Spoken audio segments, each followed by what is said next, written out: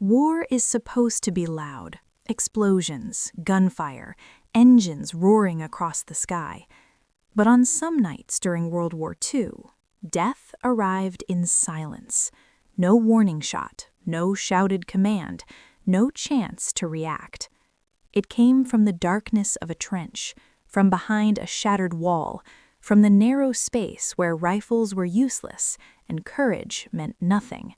And sometimes it came from a shovel.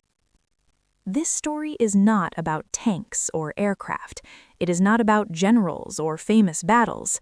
It is about a simple piece of steel carried by millions of soldiers, and how one army understood its true purpose, while another did not. The Germans called it the Klappspaten, a folding entrenching tool, issued to every infantryman.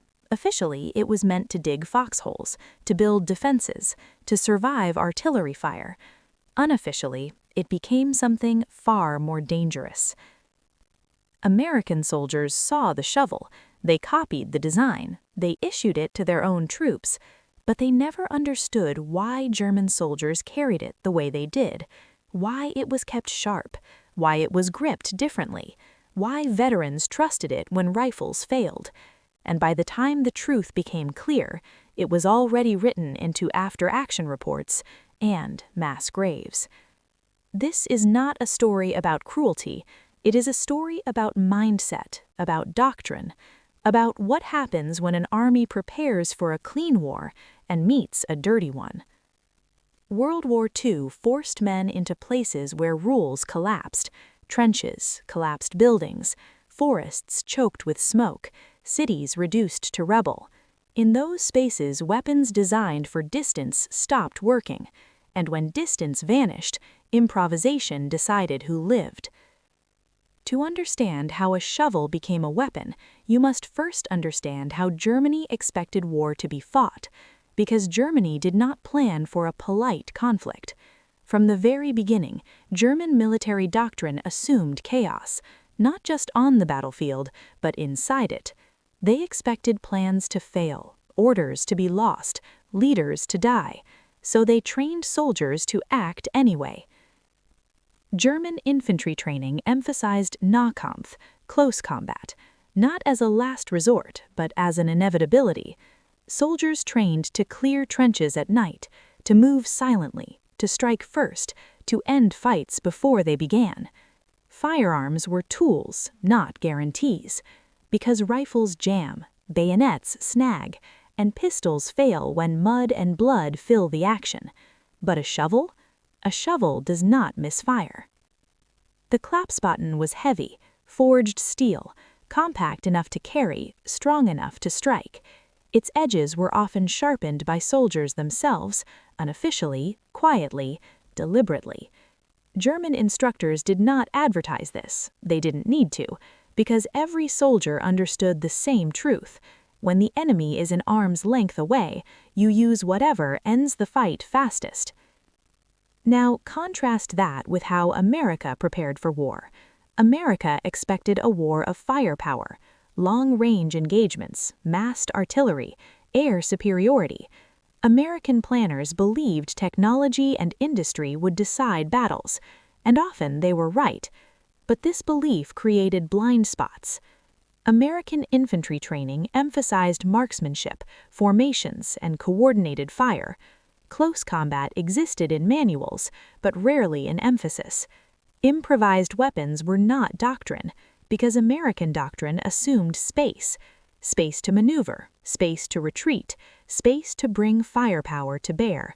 But Europe did not offer space.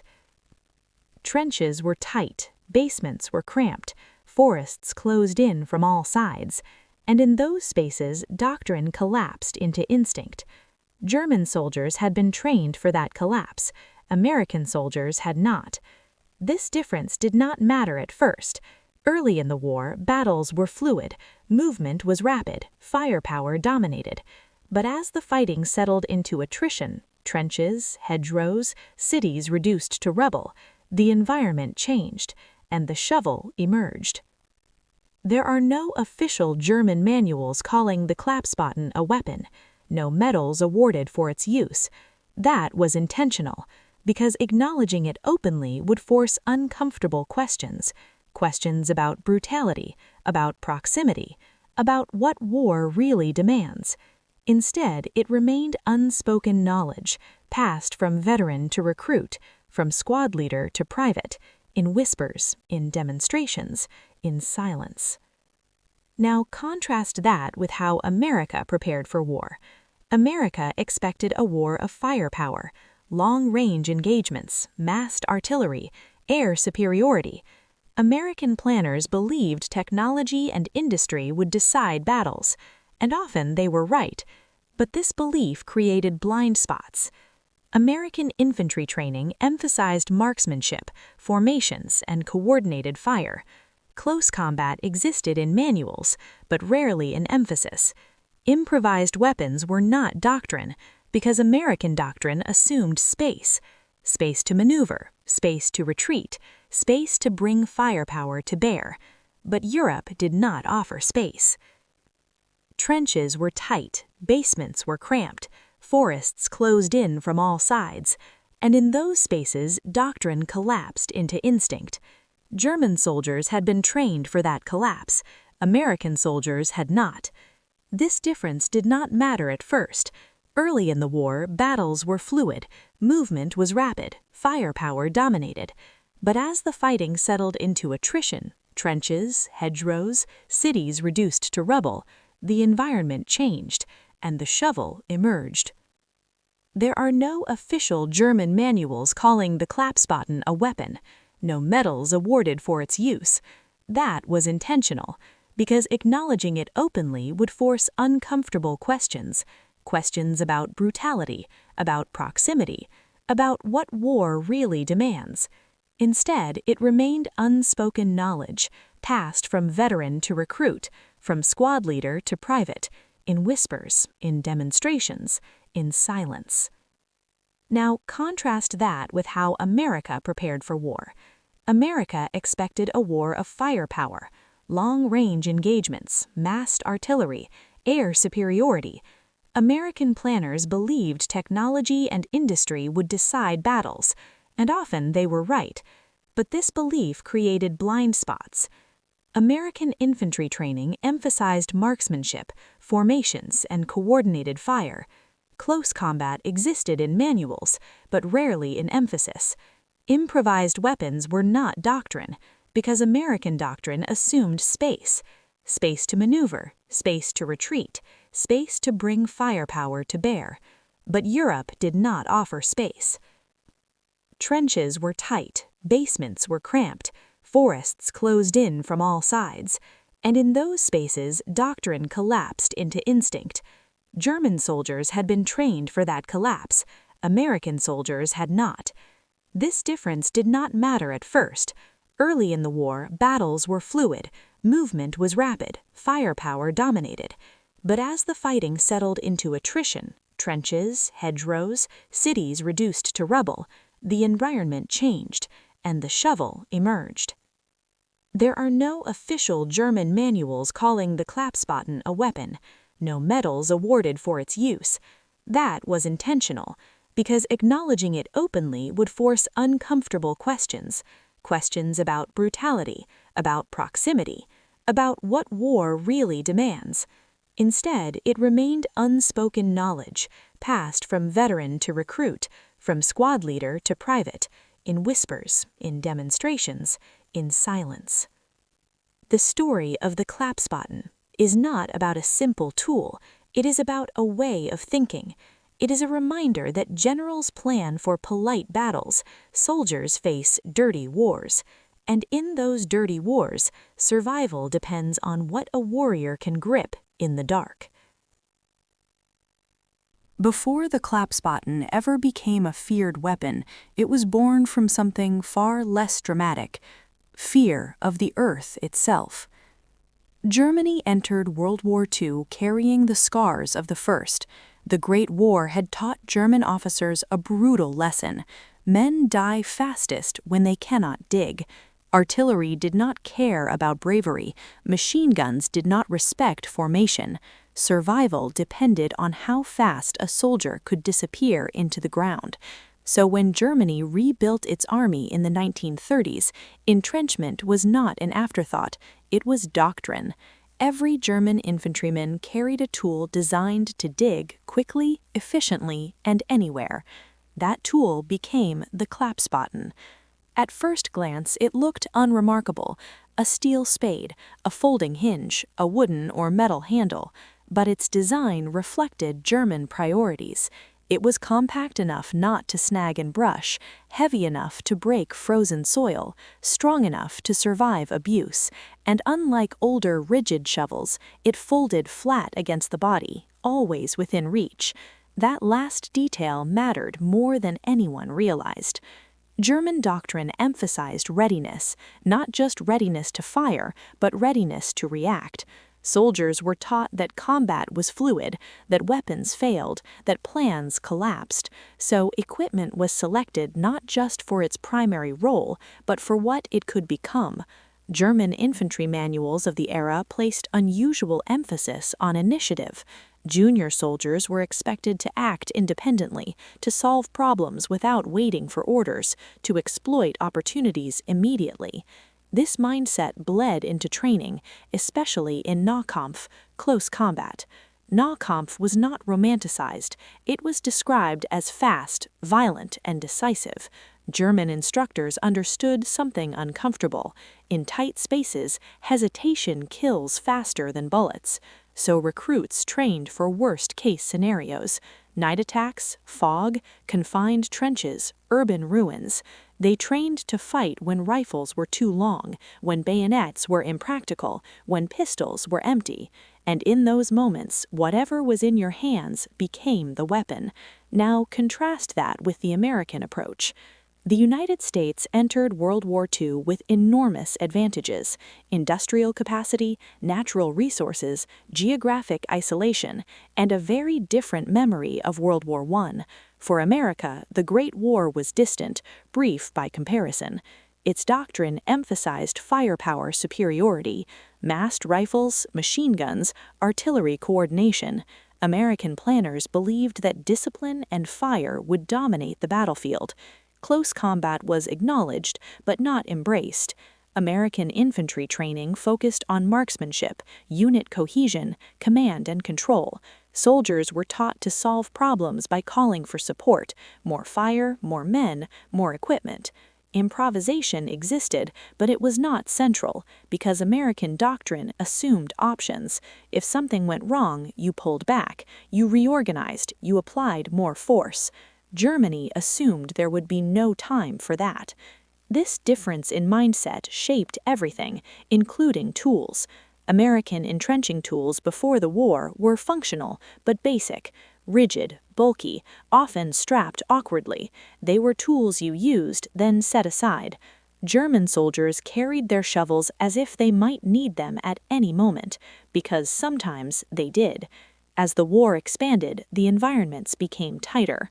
Forests in Poland, villages in France, hedgerows in Normandy, cities in Italy. Space disappeared. Firepower still mattered, but distance mattered more, and distance was shrinking. German soldiers were prepared for this. American soldiers were learning in real time.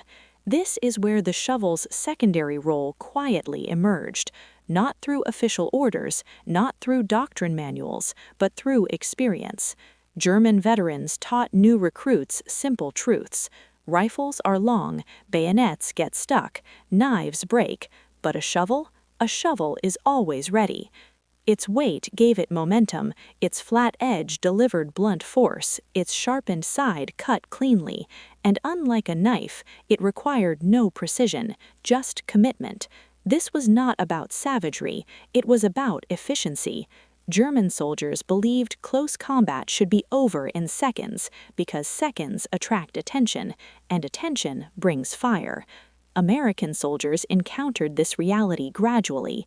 At first, it was dismissed: isolated incidents, rumors, exaggerations, but patterns emerged. Trenches cleared without gunfire, positions lost silently, bodies found without obvious wounds. Reports were filed, but language softened the truth. Hand-to-hand fighting, close engagement, improvised weapons. No one wanted to write shovel because that forced uncomfortable questions. Questions about preparation, about training, about doctrine. Meanwhile, American engineers noticed something else. German equipment was practical. The folding shovel was lighter, more compact, better suited to movement. So America adopted the design. Foldable entrenching tools entered U.S. service. They looked similar, they functioned well, but they were taught the same way as before. Dig, pack away, move on. No one taught recruits how to fight with them because no one believed they would need to. This was not ignorance, it was philosophy. America believed firepower prevented desperation. Germany believed desperation was inevitable. And here lies the quiet tragedy. Two armies carrying similar tools with entirely different expectations. One saw a shovel as insurance, the other saw it as an option. One trained for collapse, the other trained for control, and when control vanished, instinct took over. This chapter sets the stage, because what followed was not an accident. It was the natural result of belief meeting reality. In the chapters ahead, we will see what happens when those beliefs collide, in darkness, in mud, and in spaces too tight for rifles.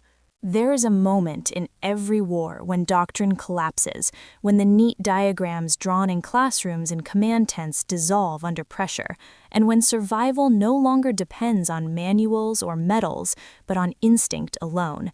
That moment does not arrive with thunder or speeches. It arrives quietly, often at night, in mud-filled trenches where the distance between life and death is measured not in kilometers but in inches. This is where the Klappspaten, the German folding shovel, crossed a line no one had openly planned for. It was never meant to be a weapon, yet war has a way of turning ordinary tools into instruments of killing when circumstances demand it. By the time the Second World War reached its most brutal phases, combat had shrunk. Battles no longer unfolded as clean movements across maps. Instead, they fractured into thousands of isolated encounters, trench raids, night patrols, ambushes in forests, sudden clashes inside ruined buildings. In these moments, rifles were often too long, too slow, too clumsy. Bayonets required space and precision. Knives demanded training and proximity that many soldiers did not have. The shovel, however, was already in every soldier's hand. It required no ammunition, no reloading, no complex mechanics. It worked in silence. It worked immediately. German infantry doctrine placed heavy emphasis on night operations long before the war reached its peak. Darkness was not feared, it was exploited. German patrols were trained to move slowly, deliberately, and quietly, minimizing sound and light. Equipment was taped to prevent metal from clinking. Helmets were dulled. Boots were placed carefully. The goal was not confrontation, but control. When contact occurred, it had to be decisive. A struggle that lasted seconds was acceptable. One that lasted minutes was dangerous. Minutes meant reinforcements. Minutes meant artillery. Minutes meant death. In these conditions, the Klappspaten became something else entirely. Folded, it was compact and easy to carry. Unfolded, it was solid steel with a sharp edge and crushing weight. At arm's length, it was devastating. German soldiers were not taught to duel with it. They were taught to end resistance immediately. A downward blow to a helmet could crush the skull beneath. A sideways strike to the neck or jaw could incapacitate instantly. These were not acts of rage or cruelty. They were acts of calculated survival in an environment where hesitation killed. American soldiers who first encountered this reality struggled to understand it. Many of the earliest reports came from survivors who could barely articulate what had happened.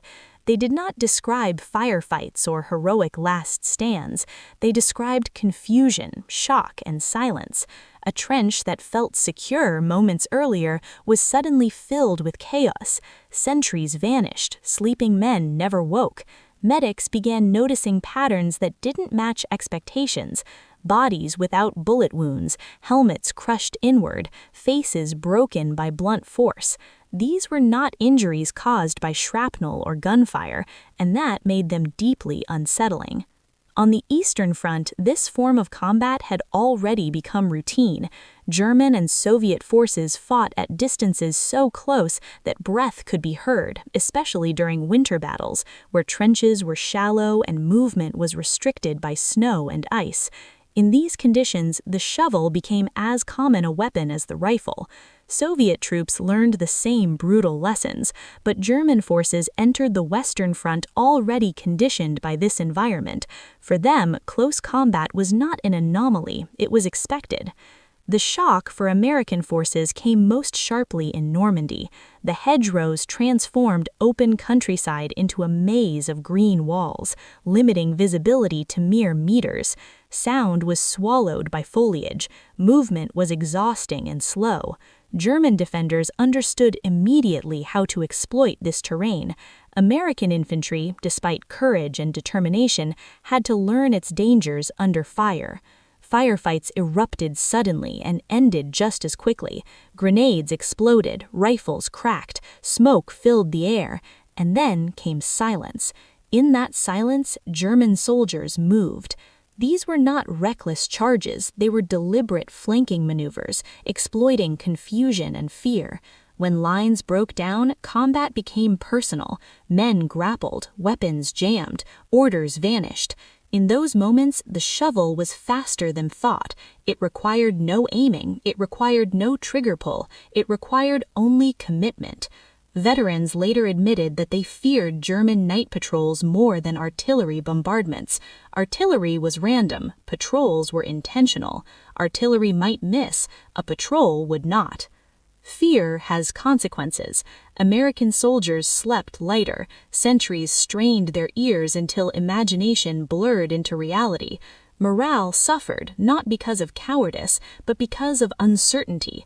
Death could arrive without warning, without noise, without a chance to react. Commanders responded with practical measures, more flares, more listening posts, more aggressive patrols. But tactics cannot replace instinct overnight. Instinct is forged in training, and training takes time. The American training system, under immense wartime pressure, was already strained. Thousands of new soldiers were pushed through accelerated programs. Skills were taught, but experience could not be rushed. Veterans tried to pass on lessons quietly: how to react if grabbed, how to use whatever was in your hand, how not to freeze. These lessons were unofficial, shared in whispers and gestures, because they did not fit neatly into doctrine or manuals. German soldiers, by contrast, operated within expectations shaped by their training and early war experiences. They anticipated close combat, they anticipated confusion, they accepted that survival depended on speed and decisiveness. There was no pride in it, no celebration afterwards, only relief. The job was done and they were still alive. The Klappspaten never appeared in propaganda films or recruitment posters. It did not align with the image of modern mechanized warfare. It reminded people of something uncomfortable, that beneath tanks, aircraft, and radios, war remains deeply physical. It is fought by bodies in contact with other bodies. Intelligence officers eventually pieced together what was happening, but understanding does not equal adaptation. Doctrine always lags behind reality. By late 1944, American forces were learning similar lessons through urban combat in Italy and France. Fighting moved into buildings, stairwells, basements, and cellars. Once again, rifles became unwieldy. Improvised weapons returned. But reform could not move as fast as the war itself. Too many lessons were learned the hard way. It is about confronting truth. War strips away assumptions. Technology does not eliminate proximity. And sometimes the simplest tools become the most reliable when everything else fails. The Klappspaten did not win campaigns or decide the outcome of the war, but it decided moments, moments when hesitation meant death, moments when instinct mattered more than orders, moments that stayed with survivors long after the war ended, not as lines on maps, but as dark, silent spaces where survival depended on what was already in their hands. The real turning point of this story does not happen in a trench or during a night raid or in the silence after a sudden death. It happens far away from the front lines, in places where war is analyzed rather than lived. It happens when the United States finally notices the German folding shovel, studies it carefully, reproduces its design, and believes, mistakenly, that it has understood the lesson. This is the most dangerous misunderstanding of all, because it feels like progress while leaving the core truth untouched. By 1943, American forces were no longer ignorant of German equipment. Captured gear flooded intelligence centers. Weapons were cataloged, measured, and tested. German rifles were compared to American ones. Helmets were analyzed for steel quality. Boots were examined for durability. Even small personal items were scrutinized because war had proven that details mattered. Among these items was the Klappspaten. To American engineers, it stood out immediately. It was compact, efficient, ingeniously simple. It folded in a way that saved space and reduced weight. It made the older American entrenching tools look clumsy and outdated. From a purely technical perspective, it was superior. Reports praised its design. Officers noted how easily it could be carried during long marches. Logistics planners liked how it simplified storage and transport. Factory managers saw something easy to mass produce. And so, without controversy or debate, America began redesigning its own entrenching tools. New folding shovels entered service. They were lighter, more practical, better engineered. On paper, this looked like a clear success. America had identified a useful enemy innovation and improved its own equipment accordingly. This was how modern war was supposed to work. But something vital was missing from every report. No one asked why German soldiers valued the shovel so deeply. No one asked how it had been used when rifles failed. No one asked what kind of training made an ordinary digging tool become something feared in darkness.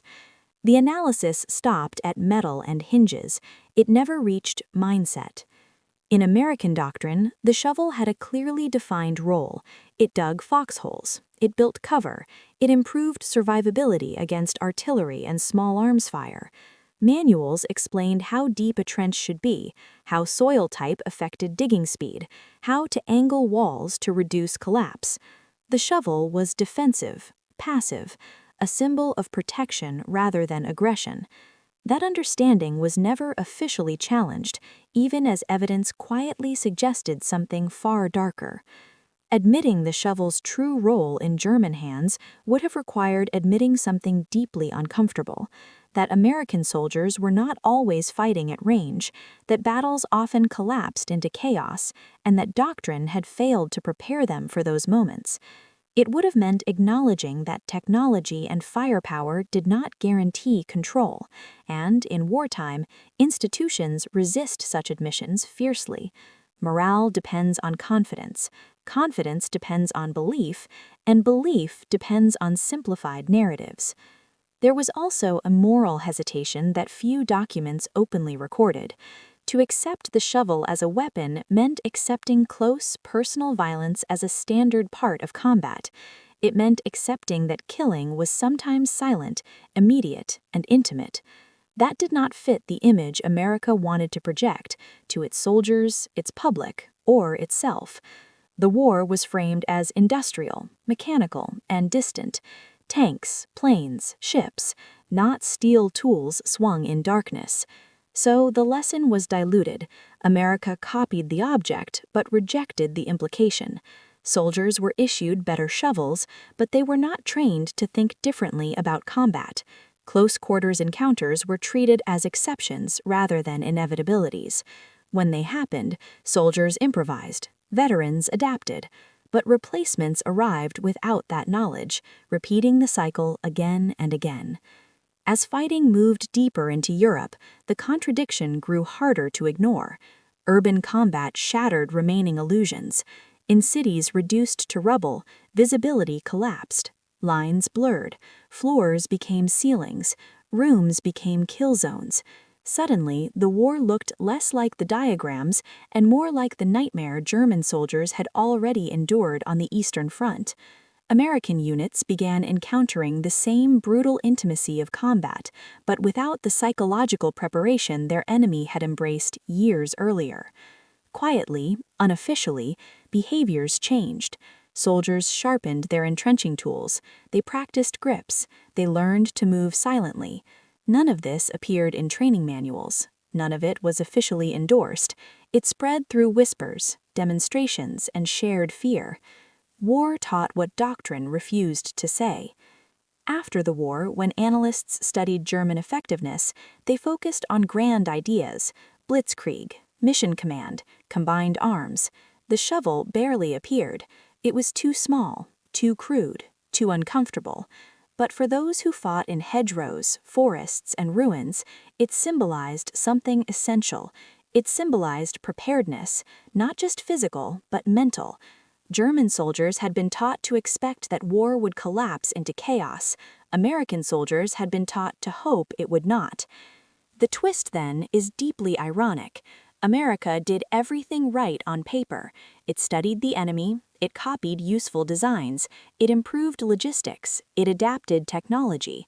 And yet, it missed the most important lesson, because that lesson could not be measured or manufactured. It lived in psychology, training, and expectation. The Klappspaten was never dangerous because of its steel.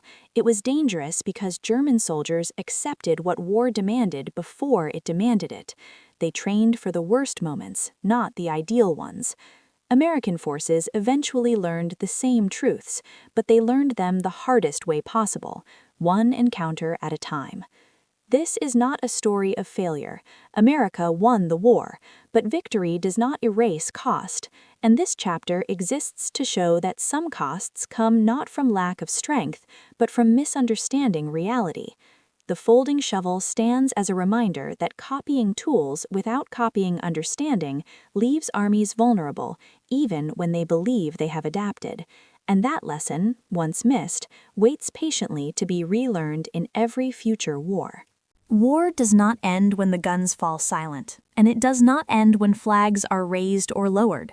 For the men who fight it, war ends only when memory finally loosens its grip, and for many, that never truly happens. The Second World War officially ended in 1945, but its lessons continued to echo quietly through barracks, training fields, and battlefields for decades afterward. Some lessons were celebrated, written into doctrine, and taught proudly. Others were buried, ignored, or softened because they were too uncomfortable to face. The story of the Klappspaten belongs to that second category, not because it was insignificant, but because it revealed something modern armies have always struggled to admit: that war, no matter how advanced, will always collapse into moments of raw, human violence. When American soldiers returned home, the public narrative focused on triumph. Factories had outproduced the enemy, technology had overwhelmed tyranny, strategy had prevailed. These stories were true, but they existed at a distance from the lived experience of combat. They explained how the war was won, not how it was survived. The men who had crawled through hedgerows, stumbled through ruined cities, and waited in darkened trenches understood a different reality. They understood that war was not always decided by firepower or planning, but by seconds of confusion where training vanished and instinct took over. In that space, the shovel mattered, not because it was elegant, not because it was advanced, but because it was there. The Klappspaten symbolizes something militaries rarely want to confront: that preparation for war must include preparation for its ugliest moments. German soldiers entered the conflict already conditioned to accept that combat would not always be clean, controlled, or distant. Their doctrine did not promise safety through superiority alone. It promised survival through decisiveness. That mindset shaped everything, from how they trained, to how they moved, to how they reacted when chaos erased structure. American forces, by contrast, entered the war with enormous strengths, but also with assumptions. Assumptions that technology would dominate, that distance could be maintained, that firepower would solve most problems. These assumptions were not foolish, they were logical, based on previous experience. But war does not reward logic alone, it rewards adaptation, and adaptation often begins with abandoning comfort. The tragedy is not that America failed to learn. The tragedy is that it learned slowly, painfully, and unevenly. Lessons were acquired through loss, not preparation. Veterans adapted through experience, but experience is the most expensive teacher imaginable. Every soldier who learned the reality of close combat firsthand paid a price, and many paid with their lives before the lesson could be passed on. After the war, militaries around the world tried to convince themselves that such intimacy would never again be necessary. Nuclear weapons promised wars decided from afar. Jet aircraft replaced propellers. Missiles replaced massed infantry. The image of soldiers fighting face-to-face seemed outdated, almost primitive. Yet history refused to cooperate with that vision. In Korea, combat once again collapsed into close quarters. In Vietnam, jungles erased visibility and sound. In later conflicts, cities turned warfare into a series of room-to-room encounters where distance vanished and fear returned in full force. Each time, soldiers arrived believing technology would protect them from intimacy. Each time, they discovered that war always finds a way to close the gap. The enduring lesson of the Klappspaten is not about brutality, it is about honesty. Honest preparation requires acknowledging that war does not unfold the way planners hope.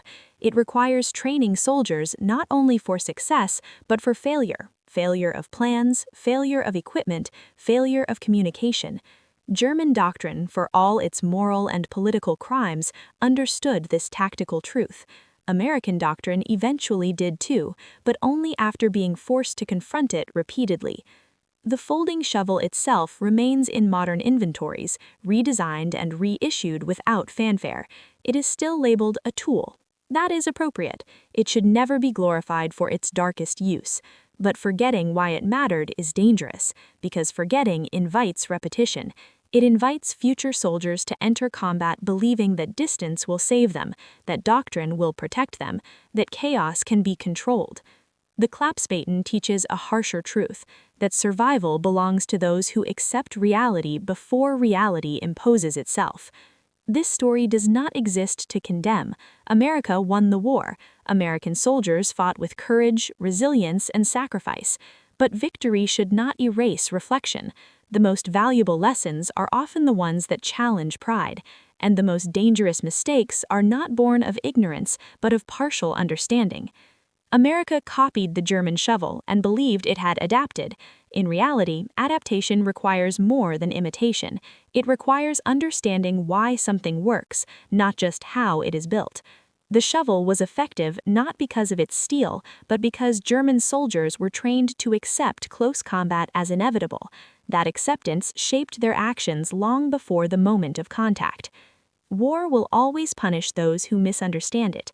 It punishes those who believe it can be sanitized. It punishes those who believe technology alone can replace preparation.